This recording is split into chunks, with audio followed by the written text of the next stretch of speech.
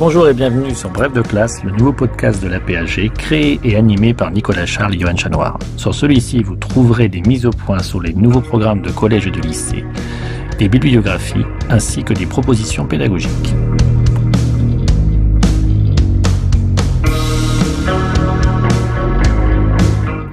Dans la deuxième partie de Bref de classe, en histoire, retrouvez un document et un personnage présentés par notre intervenant qui seront directement réutilisables avec les élèves dans les classes.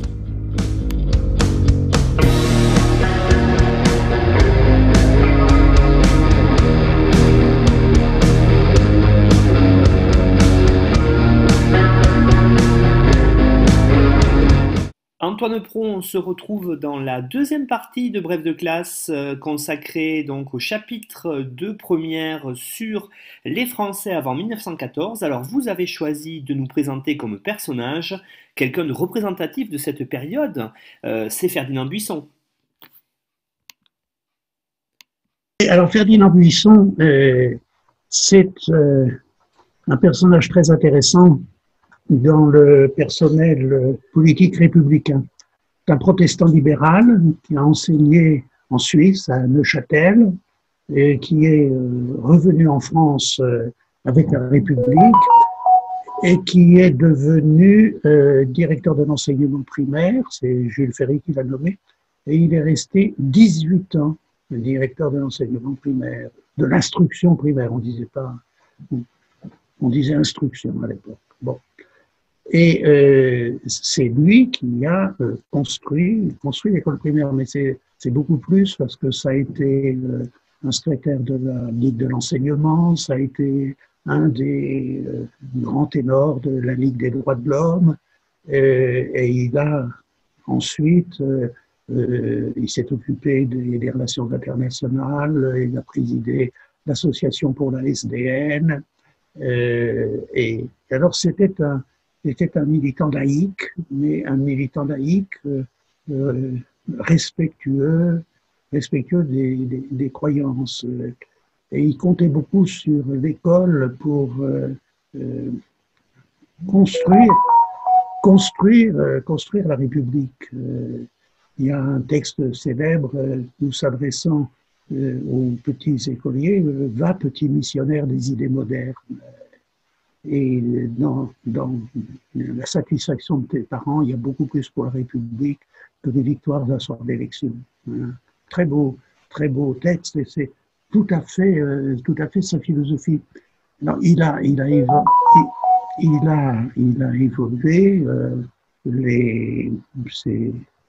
Il sera rapporteur de la loi de 1904 sur l'enseignement interdit aux congréganistes. Et ça a été un grand militant laïque. Mais, je veux dire, sa biographie est à peu près impossible à faire, tellement il a dépassé la pédagogie. Il est surtout célèbre pour avoir publié un dictionnaire de pédagogie qui a eu deux éditions, une édition à la fin des années 80, et puis une édition en 1909 ou 1911, je ne sais plus, et qui disent pas d'ailleurs exactement la même chose. L'évolution est intéressante, mais il continue entre les deux guerres, et c'est vraiment un des classiques de la République. C'est aussi un des hommes qui a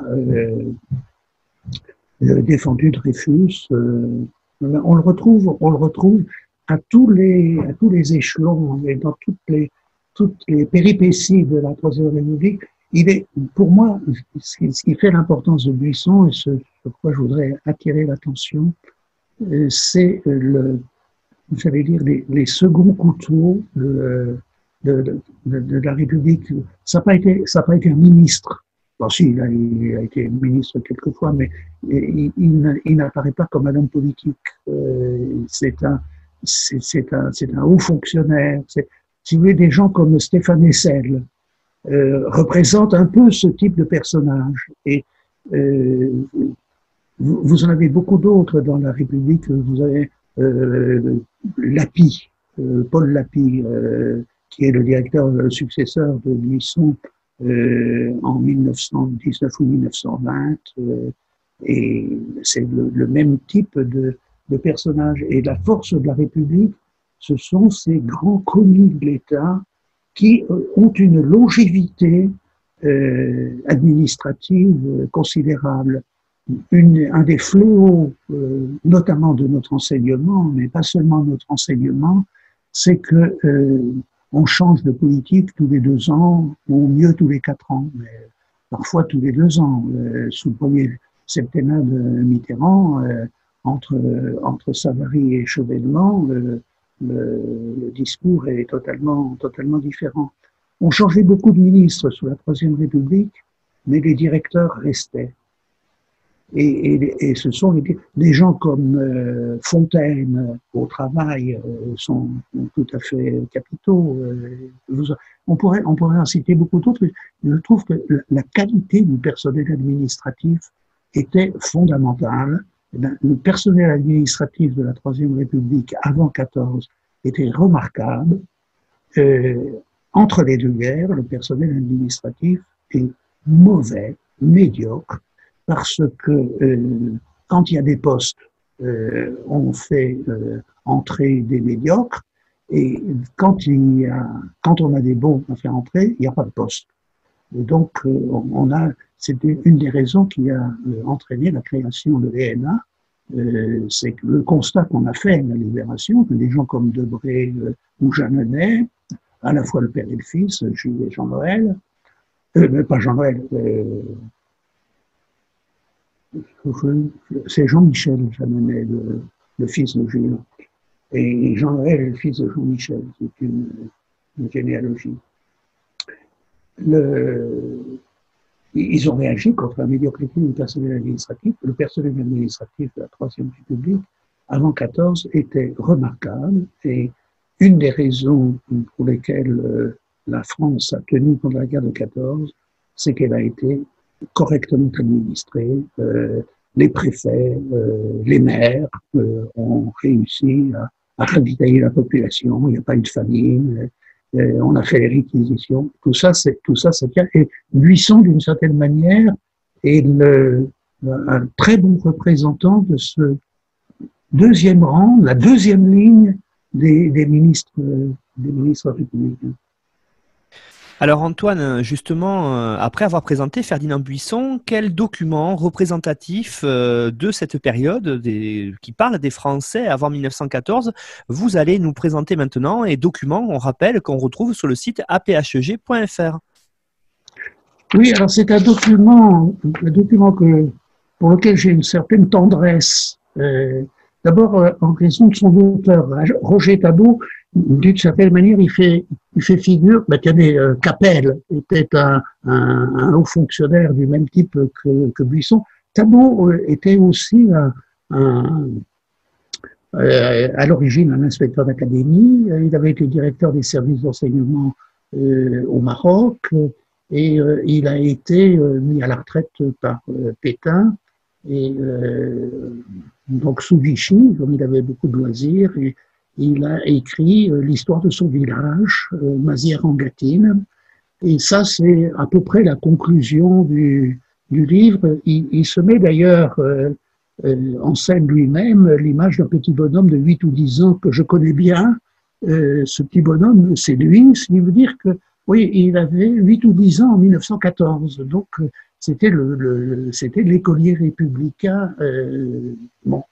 Alors, ce que j'aime dans ce texte, c'est quelque chose qui a complètement disparu, mais qui était essentiel à l'époque et qui explique en partie la résilience de la France pendant la guerre de 1914. C'est qu'on était fiers du régime. Il y avait une fierté d'être français, parce que la France, c'était un pays où il n'y avait pas de roi, où il n'y avait pas d'état-major chamarré avec des décorations, il n'y avait pas de cour, il n'y avait pas de cortège de la reine d'Angleterre, de maréchaux, comme d'empereurs, comme en Prusse, en Allemagne, enfin, le roi de Prusse était empereur d'Allemagne, ou en Autriche-Hongrie. Il n'y avait pas tout ce phénomène quand même assez autoritaire et très, j'allais dire, aristocratique. Ce qui fait que quand un ambassadeur français arrivait à Berlin ou à Londres, on le regardait avec un peu de condescendance. Il n'avait pas, c'était pas un militaire, c'était pas bon. Donc la fierté d'être français était, on a réussi, nous Français, à être gouvernés sans roi, sans pouvoir héréditaire, sans, ça c'est, on était les seuls hein, dans le monde. Alors il y avait bien les Suisses, il y avait bien les Américains, mais alors les Américains ils étaient très loin, et les Suisses ils étaient très petits. Donc par rapport aux autres, ceux qui comptaient, l'Espagne, l'Italie, l'Allemagne, l'Autriche-Hongrie, la Russie, l'Angleterre, on était les seuls à être gouvernés, si j'ose dire, par de vrais civils. Et alors ça, vous le voyez très bien. Ces civils, ce sont des gens modestes. Jamais la France n'a été aussi démocratique dans son personnel politique. Les gens, dans ce texte, vous avez un vieux sénateur, autrefois ouvrier tanneur, appartenait. C'est pas un énarque. Hein. Il n'a pas fait Sciences Po, qui existe déjà. Il n'a pas fait la faculté de droit, qui existe déjà. Il ne pouvait pas faire l'ENA, qui n'existait pas. Mais bon, c'est un vieux candidat. C'est un ouvrier tanneur qui s'est formé par le syndicalisme, par le mutualisme. Et il est sénateur. Et le candidat pour qui il fait campagne, c'est un petit cultivateur. C'est pas un Giscard d'Estaing. Paix à ses cendres. Donc, c'est la foi généreuse et simpliste qui naissait de toutes ces propagandes et de tous ces faits ne fut jamais plus perceptible qu'au moment des élections de 1914. Je crois que c'est tout à fait vrai. Et vous avez le vieux sénateur parle des possibilités de guerre avec l'Allemagne. J'entends encore sa voix, je revois ses gestes. Oui, il est possible que nous ayons la guerre avec l'Allemagne. Arrêt, frisson dans l'Assemblée. Vous comprenez? L'Allemagne n'a pas le bonheur d'être en république. Elle est gouvernée par un empereur qui fait ce qu'il veut. Eh bien ça c'est absolument fondamental. Si vous n'avez pas compris ça, vous ne comprenez rien à la France de la Belle Époque. Et je vais vous donner une autre anecdote qui est tout à fait significative. Voilà Maginot, le Maginot qui sera le Maginot de la ligne. À l'époque, il est simple soldat, mais il est déjà député, il a été déjà sous-secrétaire d'État à la guerre, c'est un homme politique important. Et en 1914, il prend le train pour aller, parce qu'il a reçu sa feuille de route, il est encore jeune, il a reçu sa feuille de route et il se rend à son dépôt et il est dans le train. Et il va à Toul pour se faire habiller, mobiliser. Et puis monte dans le train un électeur qui dit « Ah, vous, monsieur le député, comment allez-vous » etc. Ils échangent. Et qu'est-ce que vous faites là? Maginot dit je vais me faire mobiliser là, et il se mobilisait comme deuxième classe. Et alors le paysan, qui est un homme de droite, le regarde stupéfait et lui dit la République, c'est tout de même quelque chose. Bon, la République, c'est tout de même quelque chose.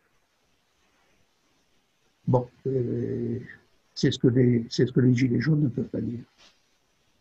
Et alors, vous savez, ce que nous voulons, nous républicains, c'est la paix. Mais si la guerre venait, nous dirions aux Allemands après la victoire d'être républicains comme nous, et la République allemande serait sœur de la nôtre.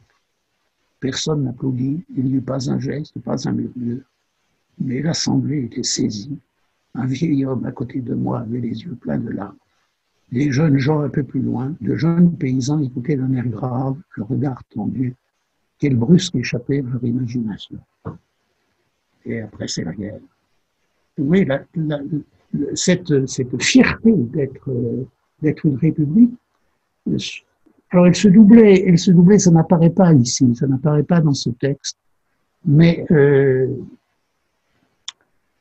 il y avait aussi le sentiment d'être redevenue une grande puissance, car la défaite de 70 avait été perçue comme une humiliation. Et il y a eu un désir de revanche pendant une vingtaine d'années dont le boulangisme est issu. Et puis, il y a eu la conquête coloniale, et la conquête coloniale a été perçue et vécue non pas comme l'oppression d'un peuple, mais comme l'affirmation d'une puissance. Et bon, il faut avoir ces deux aspects. La fierté d'être républicain, c'est aussi la fierté d'avoir fait un empire, mais ça n'apparaît pas dans ce texte. Ce texte ne dit que la moitié de la fierté républicaine, mais la moitié la plus importante, parce que c'était beaucoup plus important d'être une république que d'être un empire.